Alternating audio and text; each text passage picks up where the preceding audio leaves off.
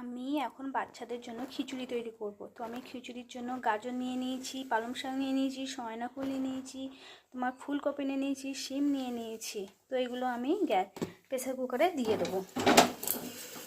গাজর আমাদের খুবই উপকারী একটা জিনিস, পালং শাকও খুব, ফুলকপি আর সজনা ফুলও খুবই উপকারী। শীতের তোমার কী বলে, চোখের দৃষ্টি উজ্জ্বল করে। তো এই সব নিয়ে নিয়েছি আমি সবজিগুলোকে। তো এবার আমি চাল ডাল এখানে ভিজিয়ে রেখেছি, সেইগুলোকে নিয়ে নেব। ধুয়ে নিয়েছি ভালো করে।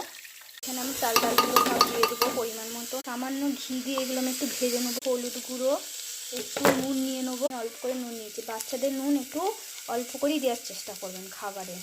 এগুলো ভাজা হয়ে গেছে, এবার আমি জল দিয়ে দেবো পরিমাণ মতো। জল দিয়ে জিনিসটা সেদ্ধ করে নেবো।